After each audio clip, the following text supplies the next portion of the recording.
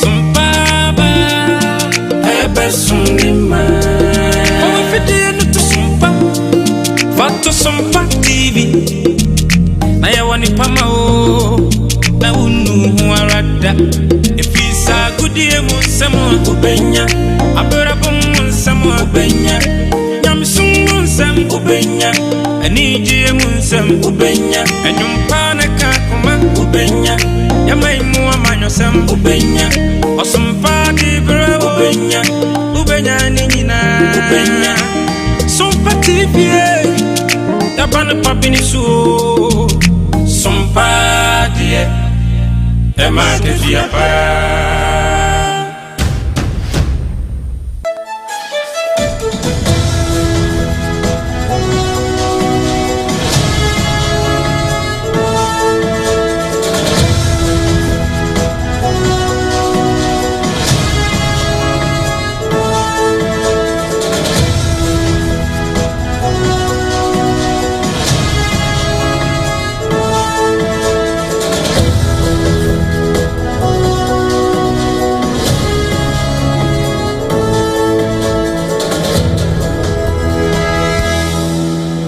Yenu abo aha aya SOMPA 106.5 FM Accra. SOMPA 106.5 FM Accra. Yeni affiliate stations ahodo nyina na we no.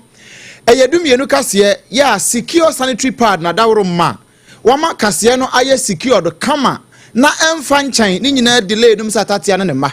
Ena afei eye endpoint homeopathy clinic enso ebo ne chidom ama hoden no atimi abase people. And yet de baba sumi shane so sakase etwa ne ho e wo SOMPA 106.5 FM Accra e kwa kopiem e wo asantemantam mu da bia me ka che se nufuta brebe ya radio ahodo e wo asantemantam nyina no mano no e ye SOMPA 93.1 FM afi ayiko 100.9 eno nso e wo Kumase Adamfopa radio e wo Paris sanso e na SOMPA 101.1 e wo Takwa SOMPA Takura de aya 103.3 106.1 FM e wotachimai SOMPA no afei SOMPA 98.9 e wosunyai 90.7 SOMPA Nkranza and afei 101.3 aya SOMPA Doma udiko da ne so ye twagu den aya SOMPA FM afei Facebook aya SOMPA 106.5 FM Accra and YouTube no enso aya SOMPA FM live and sama de bra wonde no ya kruche ni nyina e de akogu www.sompaonline.com eya akokenkan ni nyina nia ya de so mu na wiei emu bi ene se ene yebeka kai emfishia edu yare hosem kase esi wo maimu nipa dodo no a eto ananom e wonse edo na kwasibinti nso obo betojo sa kwadaya wanya mfinhia no nsia ehye bia kwakotwe e de afa no so yede mu nkomo ebema ho yebekwa santimantam mu wabatan bia kwabokro no agya ne ba yede mu ntemu bebrewo Don Frafoma NPP amanyoko no e de atu dwasem owura chairman wuntumi na rest ene ehu bailies ensama ba mountain no enya de se atwa yi kura Lawyer Martin Pebu and a watcher special prosecutor Nadia Bia Woye FIA Rakeno Foriata Hono wanting to say our Febi. Eno na NPP Emma Don Frafo abedi achire wade atu je chese saade no aban woye Rambo Star no woye no wonyina yie pan wona ba Saranso and aban anahusini ewo German South Mercy no mu akasa se wo beboa na ehumasua ho nsamatimi agina brane ewo mpotem ho ye de ne betremu ewo eye ban ne kromo ne mpotem galamse site and menteme ho asiasi wo ama ye kasa nipa ne bia kowie mu ewo konfa no chia ban ya sabia ye baba wuramu ewo Kampala Uganda mpotem ho baabi na asem bia si wo ho ne efiri ho ba no enya nika Abusuan ensem no edoso afofo dodoa no aka ho ene yedi ni nyina esomo se SOMPA 106.5 FM Accra ye pram to breakfast ye boko ye Facebook page no so e na ko like page no ma ye share for adwenche no eto ase ebre ni adaje bamu a ye bekinkan ni nyina ede amao awie yi enuanom basa ene yesi nkonya adwoa asare ene midin mene ohene ire mame ekua yeboa esia mabronya abrewatia ena afi abrempon nana kwaku ampoma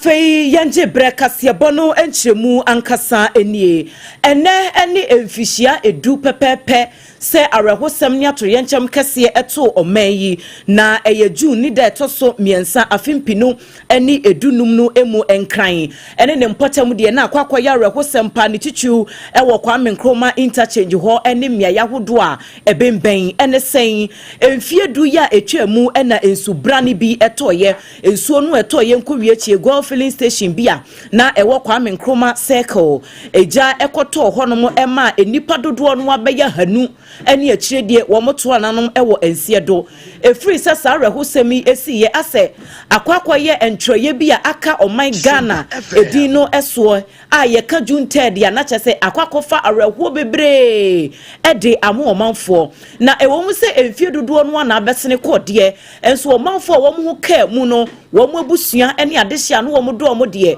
wo mu daso edi areho enti emfihia edu se yes final omanfo dodo no akakai ya wo ne sompa kase atwetwetwe nkomo ye ko asantemantam a yensantreni ba wa beidu wono ne sia na mu wo honom na wabra woni omanfo twetwetwe nkomo no wo mu de tu nanimu kire mu se de si ye no de a woka ya na chesa wo senyina egu ehun sunsanso bone ne de daso wo honom e de ma wo manfo a wo mo adehye ene sankrofo no a wo mo ho ekoka edwa no na wo mo omunye omuti didi mu baako ye frɛ no kafui aja woni sompa kase twetwe nkobo no wo se wo no de wo ka kai se de wo dumfo bia daro mabeso wo no ene ne ba ababa wa ensa ya wode wo mu etwa asa ensuo no a na ayiri nam so ama omanfo dodo no ananka wo mo emene no woni yen echebi. Usually I don't close early from work, but on that particular day I closed early because my shop was just at trade. So I picked up my daughter and then we went home. And when the weather began to change, I remember I called a friend and said, it looks kind of funny, but thank God I'm home. Little did I know that even being home was going to be worse, you know, and it started to rain. And I was on a call with a friend at the time and said, look, if it's getting worse, you just have to get out of the place. But I kept telling him, it's okay, it's fine,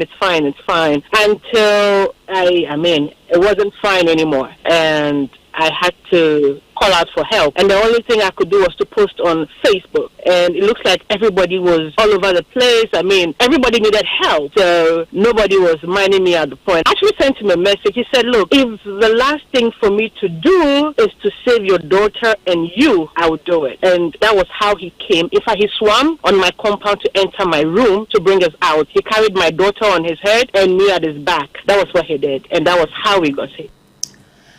Enti ababa wakafui aja ena woni yen eche kwanya wono de nyame adaroma wotumi enya neti edidi mu enu achi Ghana fo dodo no anso akasa na omu kire mu sempaya wo mo bo nyina se sa arahosam ni atoro yenchem kase ebi ensibiem e wo man mu nanso se no betimi abamu a age sempanifo eye hyehye ne ntotoye e de niemagu akwa mu se de beya de esiye no ye nhunu so bi e wo man Ghana mu ebiom mekai se enkran nsu yiri fa ho nyina ma go filling station ho pae ma petrol ebegu nsu nani ma efifa cars nipa nim hihye ejato ma nipa prepare ni besimtuma na merura ho pa se nipa bebre um prepare se kra yenkai wo mu bio ya rehosem filling station esisi ni kro no o se ko chiri kra emme kro acho nyame kai ni se nsu bi to ma petrol ni jadi afra ma ebi wu ebi su prepare Kofaja padi be breeze say acho de mekai no acho me first the medical ebusan say enfa fon de asase ne ma wo tu ne de mo amban panfo so mo hwe sa ne ma no so mo wahene nti enfa fon de permit mo mo si sa da ne mu si so asanko fon na kasa mo wahene ena anyifo best ne to sa asase ne ma wo mo wahene enti no ze man page best say sa ne me nyina stop petrol filling station si wiram BBC ani mira no ena enya o je that very day na de si ye no na eni enyan o sheye nuanom a ensuo to se ni baby ni ya gina like me who said nwadwa na ye call yeso so ensuo atayi ama go filling station no e just had to mama we nipa doma ye hwere on that very day. It was very painful. Abusuafo enti wei eye Ghana fo binom wo mo adwenkyere na chese emfie du pepepe ene nne sɛ atoyɛnkyɛm kɛseɛ yi esiye ɛwɔ Kwame Nkrumah Circle.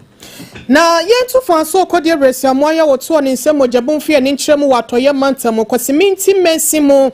na yakwa akodro ɛho amane ya eba no ɛya rehosem ne nyina da no ɛne sa kwada ya wanya mfinhie nsia ya wogyina pɛ ne baako class 1 ɛno ada wɔn mo apon suku wɔn mu twa kwan mu o obi hu de esiye ama hye yakwa akotwa fa no so ma ye kasa kwada no etina nanom ɛwɔ ensie do na sɛdeɛ esi yɛ oyɛ nyina ɔdanseni trodo ya na ne kotwa sia ne hwene santamo na ogyina hɔ wɔ hu de kɔso nyina no wɔne sompa ma ne bɔfoɔ ɛbɔ nkɔmmɔ yɛntie enkyeremu no sɛnea wɔsidi maaye Mimi fukesim tim na besen akɔsɔ mel na school for no mapon nkwala mienu o mapon nto o mu kɔno na am se baako edi kan across ye nti baako na kan ho no ɔno so de emukatu na across ye nti kan na yin nanim na ɛbɔ no am se ne finfin no na ɛbɔ no nti twu no for efom ɛba nanim nti ɔkɔhyɛ kan na se na ma akwa no aka be free mama tedis o fukesim tim so mel no driver no call police station here akwa ka report nti ne spare driver na ɛka no o ase Abusia yara wosemu kwasimintim akwada 6 years ena one ne mfefo mienu eka ho mu twa kwan mo mapon school ena mienu adi nkan ye twemu ba ko ne sia ne mameso minto amnikai ena fofia nto ata adware abamu a anwuaka bi akwa akotwe afa no so aye kasai watina nanom ensie do na hyankafo ba ko bia no so eka no ye James Emisa wono ena wono so edi nkyeremu ya kyese etwato okra no emu ama ne bose ne ne masiko ye nyina no woto mu nkra edi kyerɛ yense good boy one boy crossing no so we true no eden no so crossing so crossing na one girl become one girl no eden asan nature driver no try here by the ebesi no we had in by there into we say kan so the break near there am frama o ye the obey bia by the ebesi ne ebesi don't want try no mun fan ko fun no say ebia omo pon school and so omo ko school na pana on betumi the break no eden across kwan no nche be better. Na chesa woko SOMPA 106.5 FM Accra Facebook no so a anwuaka no ne first time ani mu time no the toso second no ya ehyehyɛ so mienu no wotrafo wa tank na ehyaase ho na ɛhɔ ɛna akola ne kɔhye ya rehosem emu ama ne bɔ ɛne emu nkyeremu ɛna yɛde amam ne yɛsɛtwe de apɔbasa ya dɔm so fa kwada ne kra ensie emfama yɛn yɛnto ansɛm ne so na yɛmfiri hɔ nkɔ asantemantam mu na ukopie mu wɔ so amea wɔn mu a ɛwɔ mpɔtam hɔ nyinaa in fact wɔn gye sɛ ne ato wɔn wɔ mpɔtam hɔ no wɔn wura hɔ papa ama nam so kora ama emu mpani kura mpo akasa assembly members wɔn mpɔtam hɔ nyinaa kasa ne yɛsɛ odi asɛm na ɔsɛ akorɔmfo awrɛmfoɔ ɛna ɛha wɔn pa titiri pa ne so amedwamfoɔ na wɔn anto anka asoro anso anadwo ya wɔn akye korɔmfoɔ a mo kye no ɔn deɛ wɔadwane na emom korɔmfoɔ ne ba ɛna wɔn nya ano we won obatan wo kwaso amedwomu a bayerafo no empatam ho no ehɔ no wode nani kyerɛ ɛne okɔwiawia bayerafo na wowia na ɔkɔ nam sɛ wɔkoro no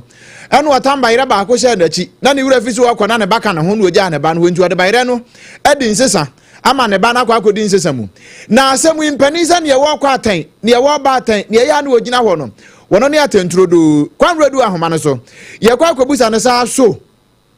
ne ayan yɛte ye no ɛyɛ saa ana we di adwadifoɔ na biba ɛna wɔne ahyɛ daa sɛ krɔmfoɔ ba kwame ma hai awrɛmfoɔ ma jo so a na pombo kɔ de yankopɔn adom me ho yɛ pa yɛ da wurade ase kwame boyemu saa na tie sɛ obi a ɔno kɔ wi ade wakɔ wi abayere ɛde ne bɛdi nsesa saa pɛpɛpɛ awrɛmfoɔ ɛyɛ saa pɛpɛpɛ ni na ɛyɛ sɛ mperifoɔ se koraba ɛna da kropɛ ɔkɔ a wɔma ni na ɛyɛ sɛ ɛna anadwi na asɛm ni nkyɛ mu pa ne sɛ bɛ ɛna kakra ni ɛna adwadifo a wɔn tɔn bayerɛ ɛwɔ Kumase Swame market no dwa no mu ɛpɛ ɛma miɛnsa a wɔn to aso no de wɔn kɔfa bayerɛ firi yɛ agyi ɛde bɛbɛgu wɔn aso yɛ a adeɛ bɛkye na amanfo abɛyɛ sɛ bayerɛ bi kɔ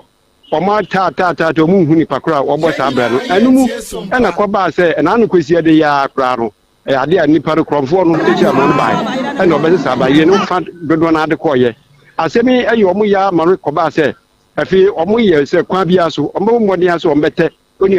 pakora a ɔno ɔba no bɛdi ɔmo sɛ adwum no ɛnam so ma aborosan bi ɛwɔ hɔ na ɔmo kɔda so anadwo no mu nyina bɛɛ no ɔmo da hɔ a anadwo bɛɛ dɔn koro no ɔmo hu sɛ ababaawa bi a wohwɛ ne mfie no a bɛyɛ mfie bɛyɛ aduonu esia ɛkɔ aduonu nson so a ɔyɛ babu na wotumi sɛ ɔyɛ brane ankasa sɛdeɛ ɔmo si kyerɛ mu no ɛsɛ ɔyɛ brane a ne ba abɛɛmo a wadi mfie afe baako pɛ anaa bɛɛma a wadi mfie afe baako pɛ ɛhyɛ n'akyi ɔno krakrakrakra waba bayere afua ihu ɔbaa yɛ na obie bayere so edi kan ɔde ne pan a ne bɔtɔ ɛwɔ mu ɛde si hɔ ɛna fi oyie bɔtɔ ahodoɔ bɛɛ mmienu ɛde gu hɔ ɛna obie bayere a yakata so anadwo kɔnkɔnkɔnkɔ dɔnkoro mu na wɔyɛ n'adwene sɛ afi wɔbɛsesa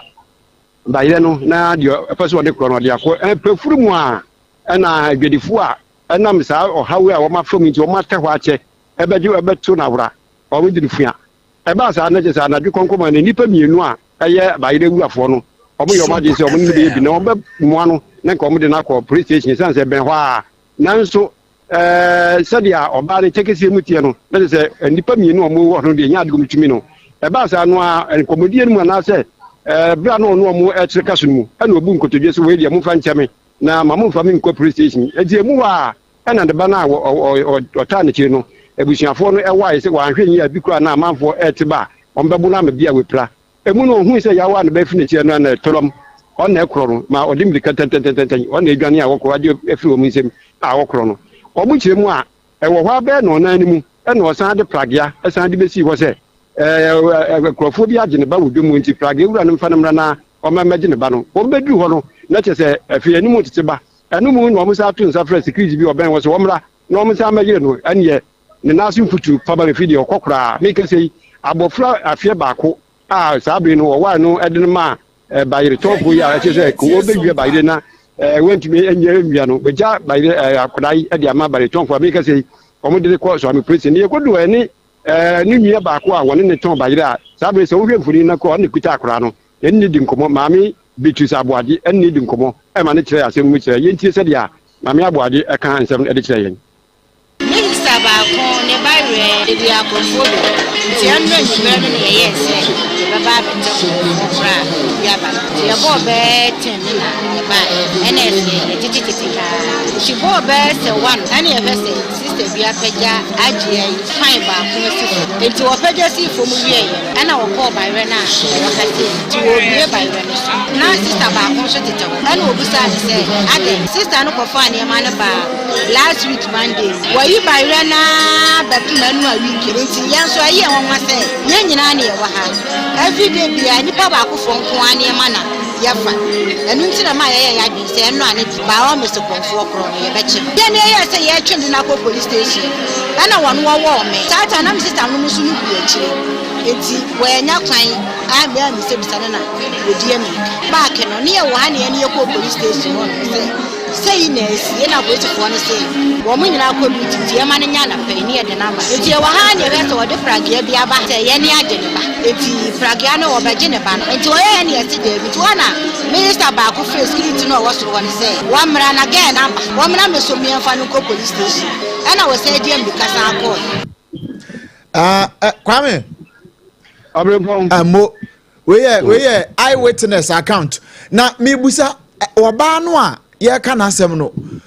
wotietie kasa no mu a wɔbɛyɛ wɔn mu asuasoa nneɛma wɔ hɔ no bi kaya yɛfoɔ anaasɛ paafoɔ no ɛbɛyɛ wɔn mu bi anaa wei obi ɔno wɔ nkyɛn baabi koraa abrɛpɔn wohwɛ sɛdeɛ na eyewitness no kyerɛkyerɛ mu no a bɔtɔ ne pan a ɔde baeɛ no ɛbɛtumi akyerɛ sɛ bi a wɔyɛ adesoasoafoɔ a wɔka wɔn asɛm yɛ bɛyɛ paafoɔ bi na sɛdeɛ wɔsi anya akokoduro a wɔtaa bɛ bɛfa bi kɔ no deɛ sɛ saa na adwadifoɔ no kyerɛ sɛ ayere so a nanse biara no bayere no bi gyina nti wei ɛyɛ adeɛ ɔmo adwene sɛ ɔmo ɛbɛtɛ hɔ kɔpem sɛ ɔmbɛnya no a ɛnɛ nyame ayɛ n'adom a ɔmo ɛnsa aka no na sɛdeɛ ne suban ɛne ne yɛ no sɛdeɛ ɔsi kyerɛkyerɛ mu deɛ wohwɛ a ɔbɛyɛ paafoɔ na adesoasoafoɔ yi biara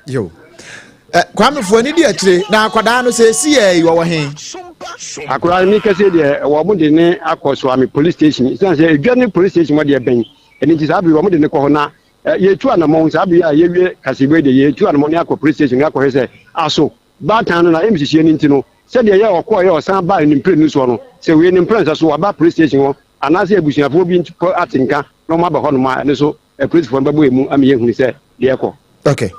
Kwame me na ase ne mfa man bo nsia nyame ya adom anwumere ne obenya bia no san fa so me ne mfa nso mo man why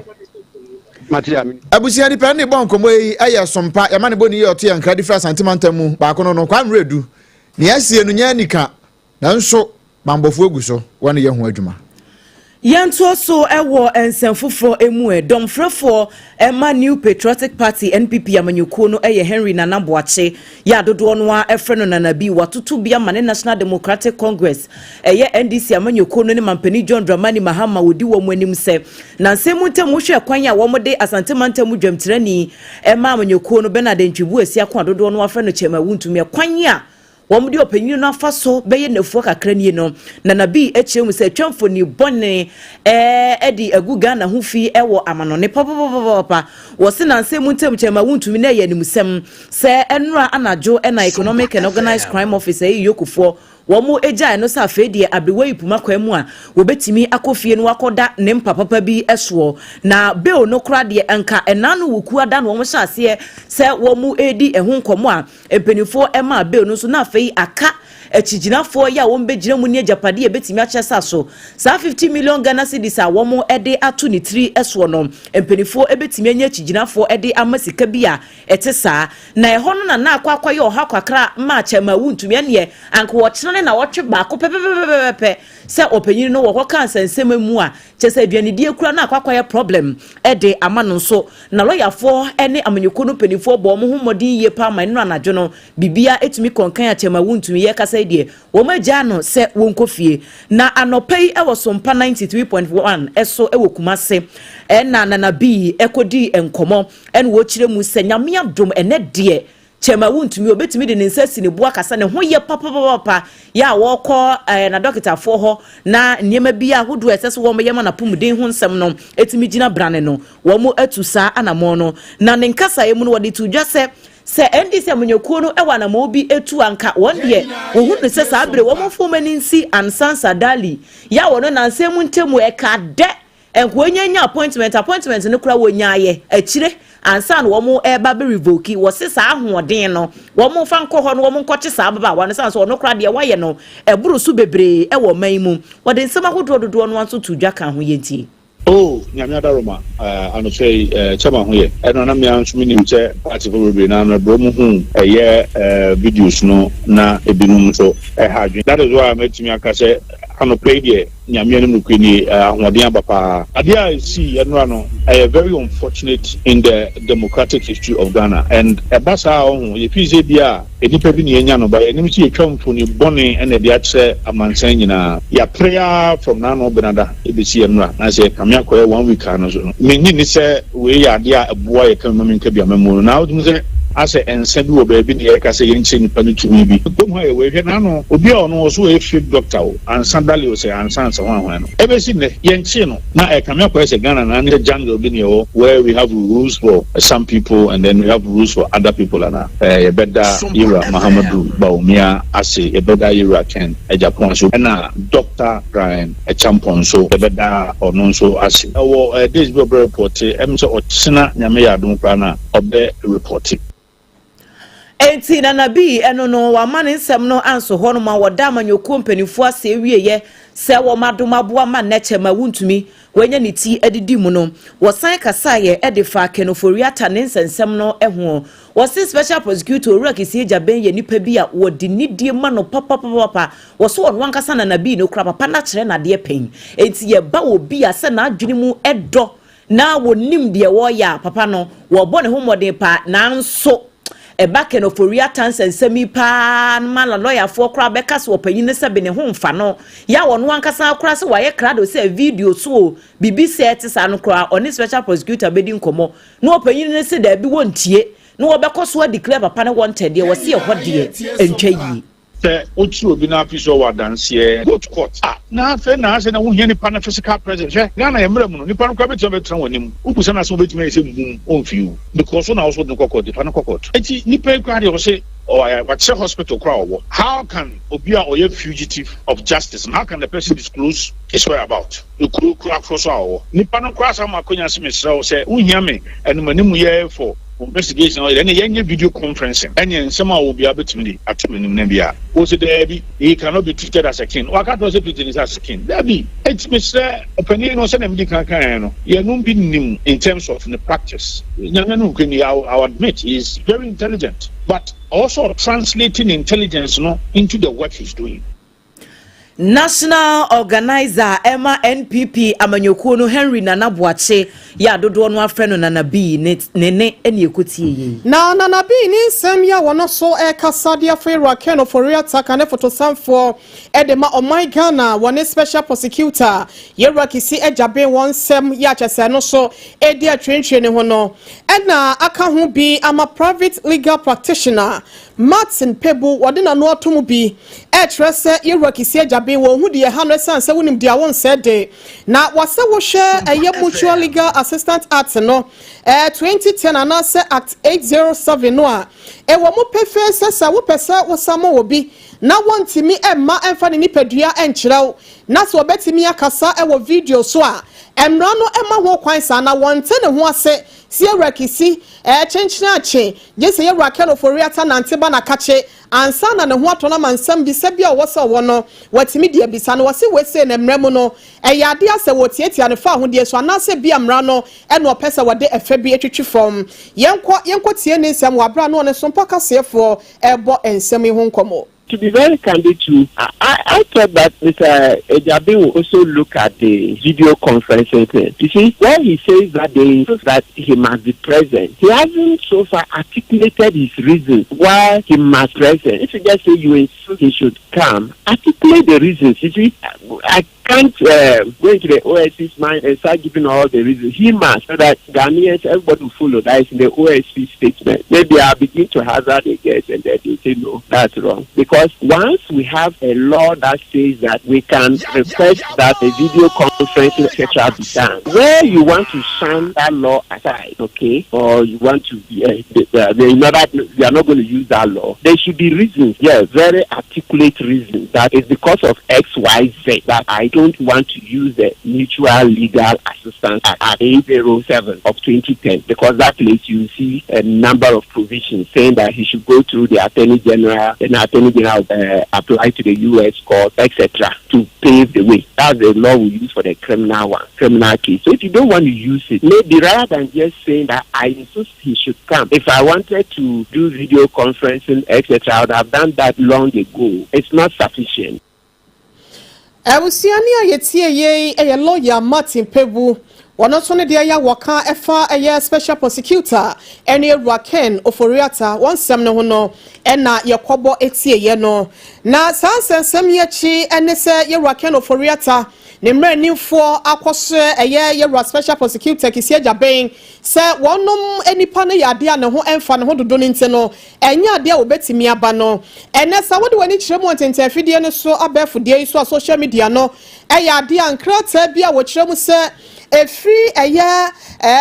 yewra Ken Oforiata ho ne mranimfo no modi akwa special prosecutor ama special prosecutor kisia jaben so agemu ese ye cancer na ha papa no ama ho nsem nyina da se wo ko Facebook no so a SOMPA 106.5 FM yade bi emamo no enyina ne se amanebo efri kontakra no boni special prosecutor ho na kachia ba trese wono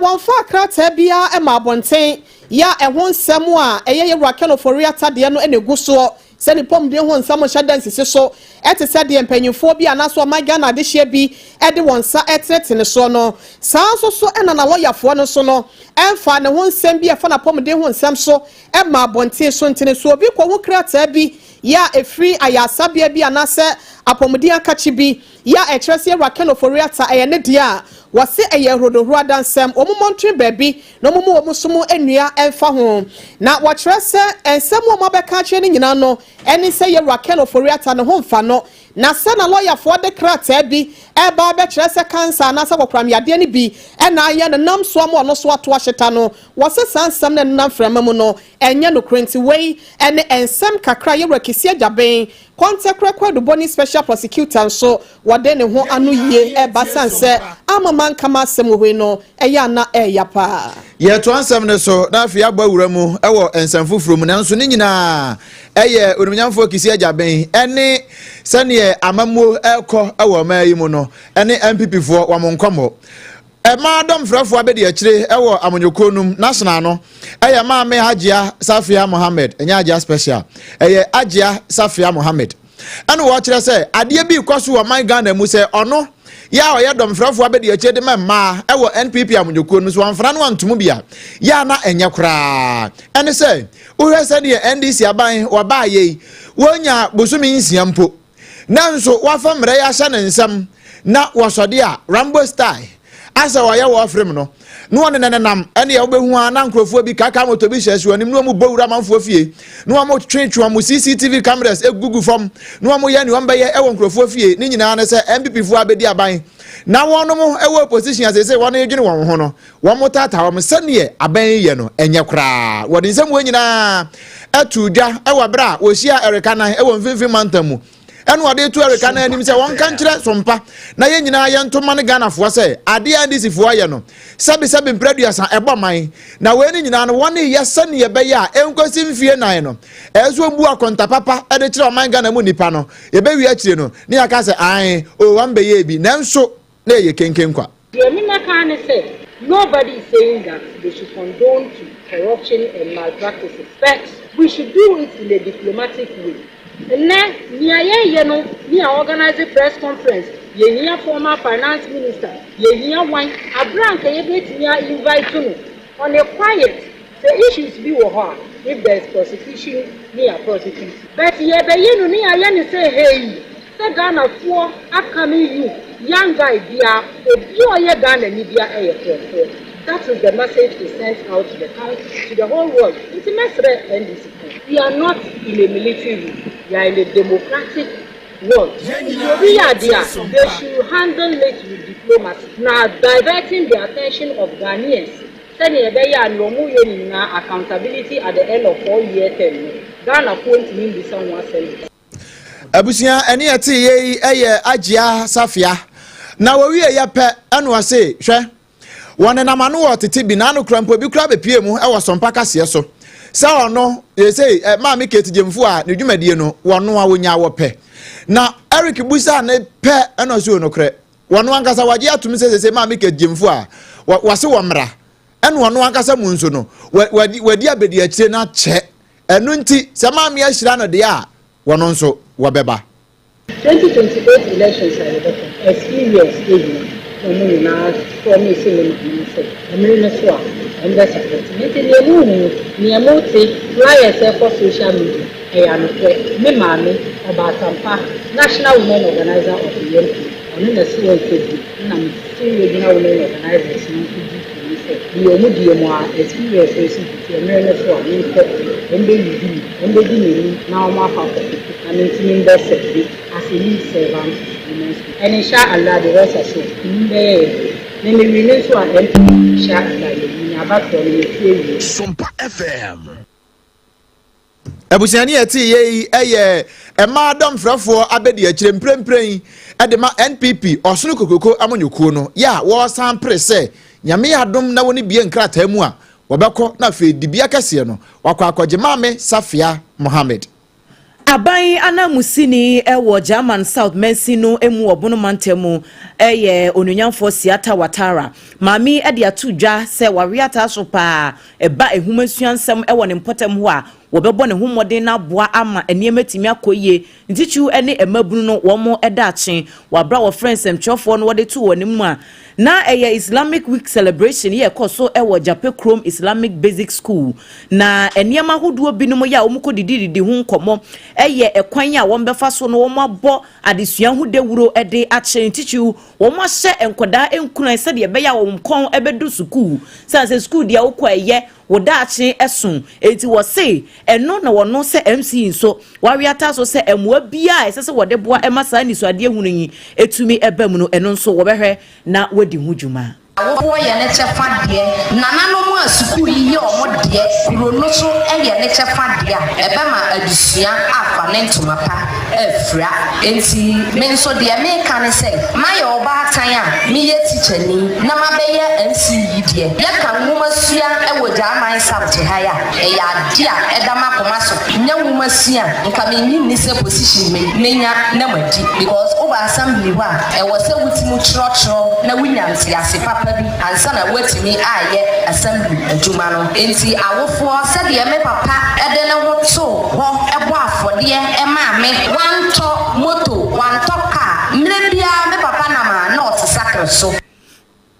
eni ekoti esesia yi eye ononyamfo Siata Watara wono na ye MC ewo German South Mensinu emu enu achi na panyinipa ya oda Jape Chrome Islamic Basic School ano Ora Martin Japan enso edibito so no wose wono de ne hawo eye niema kakra bia enhyeda enkoye ewo mpotem wontitu ne ekwan a connect eba school mu wose ekwan ne de enya de se ebo akora na oba school mu ho no mo so esan se wo mu ni bia ye papa wo mu tu nra edigunti no compound ho ene ye de adane baller ye ne enyi wo mo nko akora na etu nra ne gu ho abonti sofo nyina ba ebehwie baller egu wo se sa de ma no so eyade ye hawo madwene pa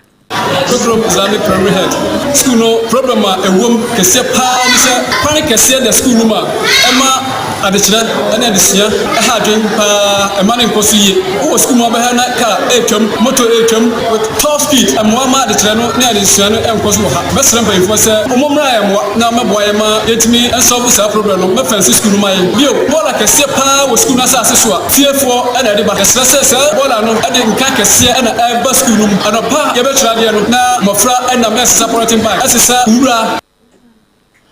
Ora Martin Ejay eye head teacher ewo Jape Chrome Islamic Basic School ne krokra emu na circuit supervisor ewo mpotem ho Ora Bismarck ansunso ekan bi to aso sabi ibetumi aye na ya ye ni ya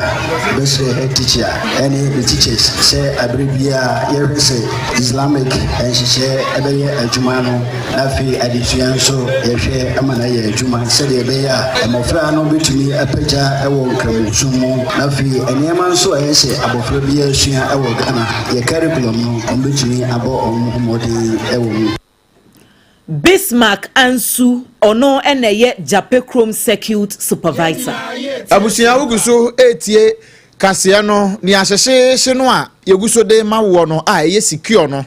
ewo SOMPA 106.5 FM Accra shanenso eye secure sanitary pad na dawroma na wiei wa makasea no aye secured enti odi adwan ne we Facebook ne so na de abahwa de esesi a na eguso correct one pa na se udru Bebia o de say provision store na nkasakura se o ma gye aboso na wonom nso a mo ahodo ne mate ahodo ni nyina no woni nyina ton bi me say birthday present abetim de ma wo kanchema wo yere wa genge wo mfe eye secure sanitary pad o de manu say kim wa kasa ware ne ye secured efie ye secured bebia eye secured na we kura de wasan the price atoso watete so say fo wono nko ne nipa we company a wase one per komisa bia enti no wode ne price nam enti uduru wa o de Facebook reso price and that so correct one pa no na pel cotton no a echem finfin ho no eno na ema bibia yesi moton na eno nom na kama wi a ano asan clinic we automatic cleansing na no clinic ho kama na why say we say a bia e correct pa afei eye longo kama efe nim fa kire eno nti emfa nchenchen ba bia ubenya bia to afei ukopiem wa santemantam mu a Mama Excellent Cosmetics ehwa na dodo ni nyina yakopiem de akoguo eno nti asantemantam mu wani wo mu a wo sa ni ntworo ni ntwia so nyina wo pe bia to a mepachofo ani kire mu ewo Mama Excellent na kache mepacho eya afre no ewo 0243 862 158 Adum PZ na fe kwada so estate taxi rank ho no a ewo Asampa pharmacy le mu ho no ano eho wuduru ho pe ubenya biato ewo ho a eno so bibia eye kama endpoint homeopathy clinic endpoint say yade nyina last stop eno nti ne fe no endpoint yade nyina last stop eye ho say yade bi how akɔhyɛ kɔ na bi a wunhunu efiri wutiri nua no kwasi ubɔwura no sɛ wo pɛ baabi a ebetimi ayi apie na afi yɛde abɛfo ɛde ehama ɛne nu papa nu bna ne bi ɛde aka no na atwe na pie na wo ho atimi atɔ wa ɛyɛ endpoint homeopathy clinic ɛhɔ ɛne yɛboa wo afei awade mu ɛna no na mehu sɛ sɛ awade etima obi 3 days sɛ wa anwo a yegu awade no na I mean how just a endpoint ho ɛna wo kɔ a ubenya awo ni bi oba ne bema momfa mo ni nkyire mu na monkwaje ba bema nso so ade bo ania na waje mu de ɛyɛ endpoint ɛhɔ afei entini mu yade wasa abo ne ho yade bi a ɛha wo bibi bi a ɛha wo ni padua ne ho no wudu endpoint homeopathic clinic me pa che betimi ahwewo na bibia etimi aye fine wudu asante mantam mu akronuma bo hia ye ho ɛna afei enkran ha ya spinters shell signboard ɛhɔ nso so yebutu ho bibi ani a Dr. Dubu atensa ya afre wono ankasa 0244 867 038 and afe 0274 234 321 na fe one no abo enkomo wenu madawro menti enene ye obabi tie ye nyina we so na ye home kase ne so taw ye ba ye de ne aka nyina eto aso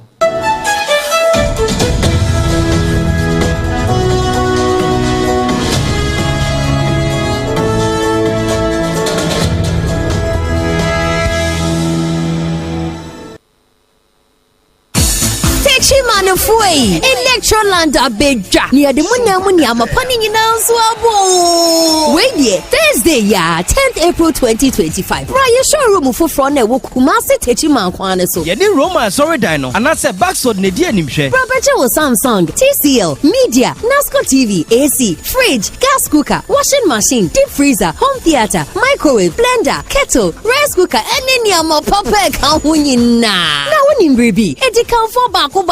50, ebenya 15% discount. Any achedie, it's a rabbitadie. Kahu na senyao.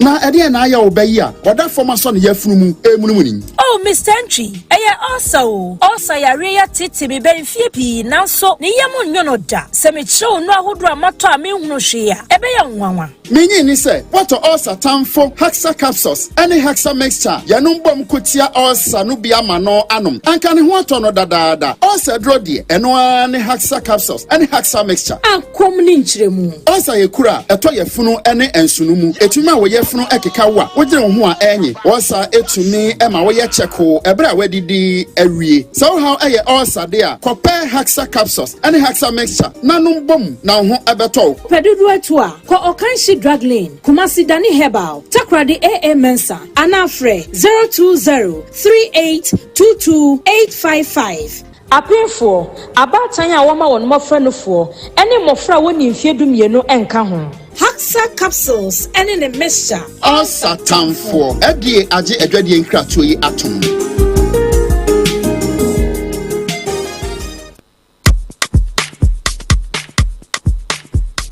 Kweku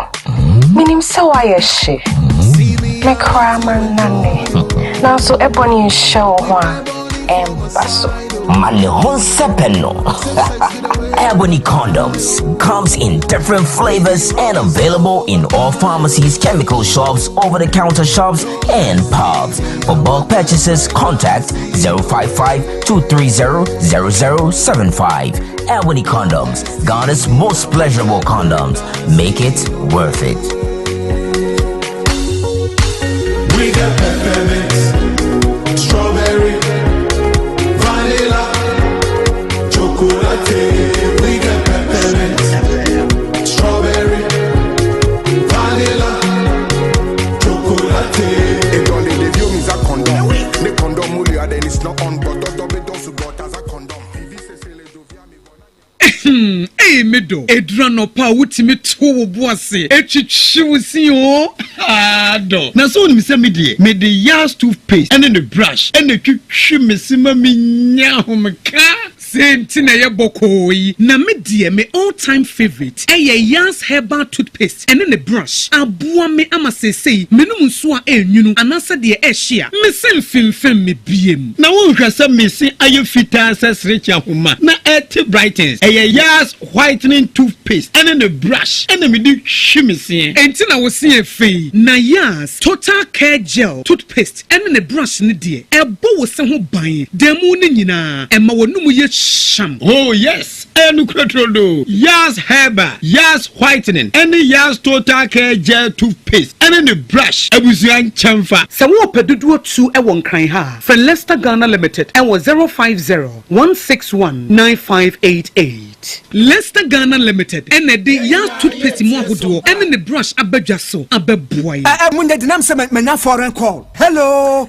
papa, what about to be a new? Say me feel London ekwo USO. Na no crowd who crowd from me mama nia. Na papa mo ho te say. Awurade aduma haboko. Na ko jejesi ekwo basempene mo. De woton adansi ho niam no nso. Wo hye ho de. Oh, wo hye ho. Ekwo ba, mesi wo bodwuma kra sere kane no a. Na wodru US won so manfo bondin sa na. Hey papa US hakura de. Na ko jejesi company limited agiba bia. Wo Holland, Germany, France, Italy, London, Canada. Eba adansi ho niam dia. Obia se na ko jejesi company limited. Na matese wo bi depo kasie bi e wo kaso a. E ho na wo bia koto adansi ho niam. Na eye no kura papa. Oh, no kura pa. A police station in Chanhua. Hey, a kuoba sempre monono. Onye mereda. She, we kura no me ensamua ene obi en foforo yawo. Ba ko obu akwase paase kumase. Ene ba ko so pokura se nkran ha. Obi ase na kodwogesi eye bemaba e wa dansi mu. Oton cement, iron rods, banding wires, and adua plywood and just say the board dance ro. Te se bibia e de hye e dansi ase de ko wie. Depo no nyina nso eye tufo bo. Wodu ko ka mu a, wodu kodwa free. Akra we kaswa depo ene pokrasi de no kra to nchen a wasa wo bi akoteman Tantra Hill Iron City amanfrom wasa bie depo kase so e wo Koshiman Kumasi sepase depo no kra da nchen a ebi so magazine road head office no wa bie depo kase so e wo da de ntam edweso Akra road femesa opposite Alaji Celia ampaba meboshen Tanoso Breman and Amanfrum. Numbers of man for the fray 0244 313 752 and 0244 41 93 93. Nana Kuja Jesse Company Limited. Hey, a Kuabas in Primono.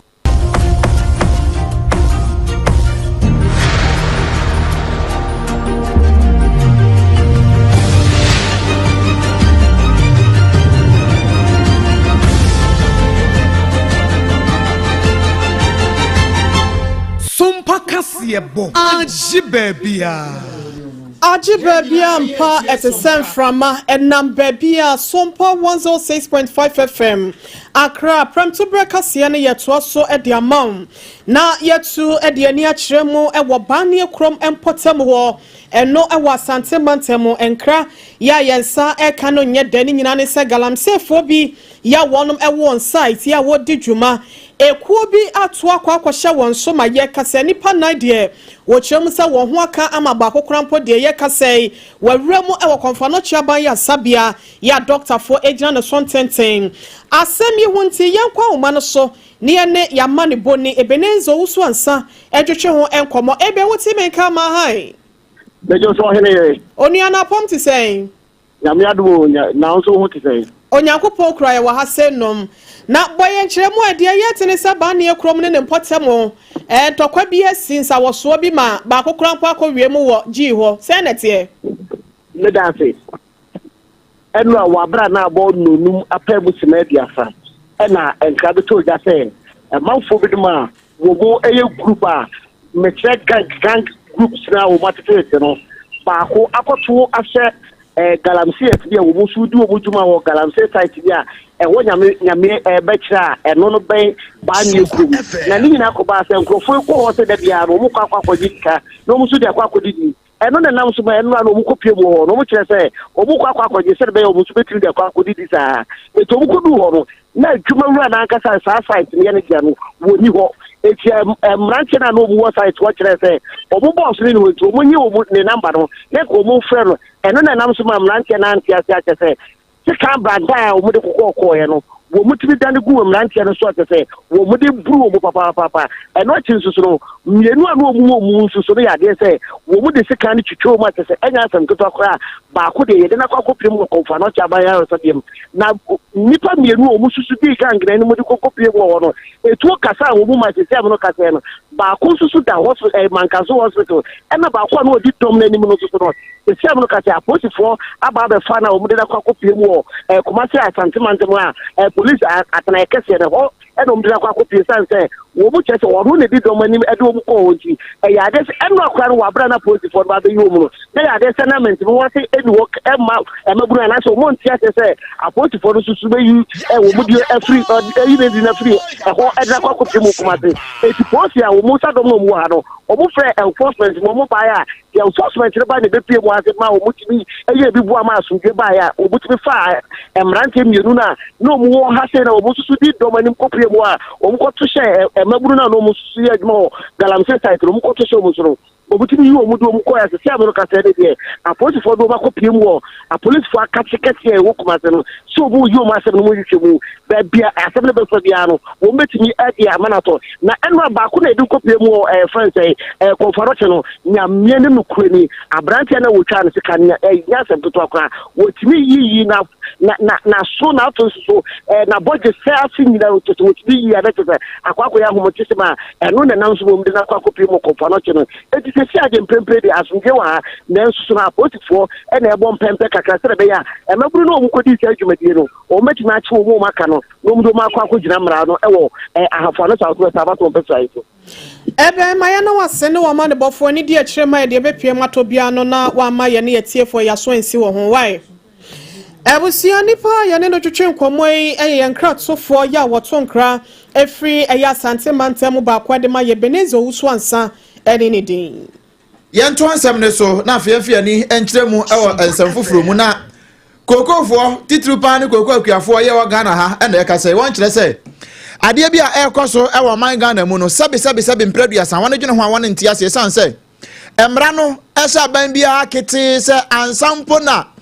wodi koko buo ebeba no se akuafo na nkasa mu kura no woni won kasa ne yedi kan ne yetoso mienu ohwe ewiase nyina koko ekwa adwamanso no Ghana ye ne yetoso mienu a ye de dodo ekopa enzo he oti baabi se koko ofuei okọ nyinam se ya wo mugu ho pa ena se hwimpotam ho wone wo ho nanso ye nkwanso ote wan eno ane se aban wotena nkran na koko bodofo wone atra hwa ye ne ombe ya wone wi am se ye bo we ne de ba upu mpo obeje atum eno na nam so ema koko akuafo Ghana ha no wone apilai pa na asem yi hunti yankwa homa no so ne president edema Ghana National Cocoa Farmers Association Opani Stevenson ana ne boaten ye ne no emonkomo ira na no timi ka SOMPA FM so ne ma hai mejo so minia na ohuna mu tisan yo Yankopon ada Roma meje ye dawurade ase na eya no kresa se koko akuafo amu Ghana ha mo tware mo se agu aban so ne edi kan eya no kre biabiem na mi busa se eya no kresa se koko akuafo amu Ghana ha no se mo tware mo se e de agu aban so efa koko ntumu ebo no ho well mi adie minyanti san cheye no dimbe na eba no sa free on board ya mo kan titrupa ne koko buo no senka enhyehya eda ho anka ban fa sa hye ne nya adwuma no a eno mutwa kapa wo mu ne sen koko no de sani ya nyina yindim no emsena no omampanyin ede at the time say or the koko buo yebetu koko mu eye March August na eno no na nye news to us because Randy Adi won na ye koko board you no or the by ebetu just say eye August and obetu mu emra na Ivory Coast for I increase wo mu koko na free ne atu ne bu no na mse kobasa no na ye nyina ye hwe ni mu se Ghana nso ye bo no ye de pejema na kosoro dan so wobeka asa no wo ma ye hunu se koko board kakakra ba eda ho na menye ye nwanwa fi se emra na bo ahin yedu ɛno ɛde free akonnwa no so no yɛne boa edu ehyia wɔ Kumasi teachers nat hall na ɔkan sɛ wabɔ kaa to yɛ hɔ na kaa wabɔ to yɛ hɔ no yɛmpo yɛne yɛbɛtua ampa ɛmmerɛ aban wei baeɛ no Minister of Finance ɛde ɔman no ɔde ne budget no ba bɛto ɔman n'anim na ehwehwɛmu ma yɛ kyerɛ sɛ cocoa board ɛde ka 32 billion Ghana cedi more than that na that 32 billion omu yɛ ehwehwɛmu no omu hu sɛ 4 billion pɛ ɛna na cocoa board etumi account for it 28 billion no ɛyɛ car na ɛwɔ hɔ akodi wo bi butom enti ya na yɛ de akuafo de yɛ hwɛ ne sɛ ɛsɛ ba mu fi sɛ yɛntumi ntrase na da bia yɛ nkwase adwuma na so mum na ɛgyi sika no na asɛm wei baayɛ no anyɛ yɛ nwanwa sɛ loopholes no dɔɔso ɛdze na okudwoto abrakwa ɛde aba bɛto dwan so sɛ wakrosu ɛyɛ American embassy ɛwɔ America de nti ɛte saa ne sɛ wo mu atena hɔ ama obi ITD ɔwɔ hɔ anaasɛ nnwumayɛfoɔ no wɔn nso atumi afa kuntuna yɛ bie kwan bi a ɛyɛ visa applications ne nneɛma a ɛrekɔ soɔ no yɛde sika no bi obi de sika no bi kɔ wɔ no n'account mu a mfie nnum wɔn mu nhumiyɛ eti saa na cocoa board deɛ no nso ɛbɛtumi ayɛ ɛteɛ eti adeɛ no ɛkɔ no nyinaa ɛnyɛ yɛ nwanwa ebi sɛ saa aban no nhyehyɛeɛ mu no yɛhu sɛ ebi ne yɛakye wɔde sɛn wuntumi ɔbɔ no kɔ edu bebree finance minister ɔbɔ no kɔ edu bebree nanso yɛde ɛsɛ yɛbɛtum obi ɛnyɛ yɛ asɛm ne sɛ ɛboa yɛn koko akuafoɔ yɛtɔn no ɛsɛ sɛ wɔde ma yɛn na aban no ba bɛka kyerɛ yɛ sɛ koko no ne boa ɛsɛ sɛ yɛnya no yɛnyina yɛni sɛ ɛnsɛ sɛ meyɛ aboa sen na bɛtena ha ɛdi tɛme sɛ yɛbɛtua yɛ kasɛe anaa yɛbɛma yɛ sɛe ɛyɛ constitution a ɔman no mmarahyɛ bɛdwa kyerɛ sɛ ɛsɛ sɛ koko yɛte na yɛn akuafoɔ yɛtɔn ama aban a ɛsɛ sɛ ɔma yɛn FOB price no 70%. ɛno ne constitution a ɛdi aban a bɛtwa mu nyinaa obi ebu n'ani gu so ɛsiane sɛ akuafoɔ mu mfa yɛn yɛ hwɛ na Ghana yɛmmu kua sɛ ɛyɛ adwuma ɛnti no ɛyɛ everyday wɔn yɛ wɔn nɔɔma na aban wei ba ɔka so wɔ bɛyɛ nti yɛn deɛ sɛ yɛhwɛ anim sɛ March o sɛ time wɔbɛto no biara no ɔka sɛ August no wɔbɛto no yɛhwɛ anim sɛ August no ɔde nhyehyɛeɛ ɛbɛyɛ adwuma ɛka aba deɛ wɔn ano mu nim kɔ aba ɛna obi nso mmɔ ka ma obi ntia ɛsɛ sɛ wɔn ano mu hwɛ ne mu tia ka. Yo era na ne ebre nu nti me yamfa won konkon hansa onkyere mu no eto asomu di mu pa na yenim se nia waka de akosi aban su tie tituru pa na aworokwacha soafo menim se wo tie na afi 70% no a esamo no bia entumu beba no na wode ma de ama mo why yeah nipa ne bon komo eye president edema Ghana National Cocoa Farmers Association Yera Stevenson ana ne boaten eno acheche ne nsemu ede akwakwesi wono na taw yemo akire na fie nkopie mu ewo eye Kampala na suicide bombing bi akoso ewo mpotam ho a enye nikakra ba bi akoso no eye Munyonyo Matters Shrine Basilica ewo mpotam ho Kampala na wa kire se ade ya kwa so ho no ade a eni enyan pa ama ene ya me ne wo kasai ama enipa wo sampotam ho no wono nsu no egugem pa ukopie mu ewo Uganda Police Force no a wo mo na fe UPDF no wo mu nyina ka bom ese nia ekoso no ade a eye eni enyan pa ni etoso bieu wono mo enu won edi nkomo no kire se ewo mpotam ho kire se na woni nka bi nhyiemu ade ya ba ye chese womuti ya ni dimakum nanu odin pa enam so amba nipa bebre eprepra me binum krampa famu ahwe ne nkwa woni toto edesere se wonu mu asese woni akwaje contrage ya woni ayese omanfo na woni bekunkun won ewo mpotam ho no woni ntu wan hofo na sane bambofo asode no woni anhwe ye ne won ntu wan hofo a asem kese pa na ebeto wen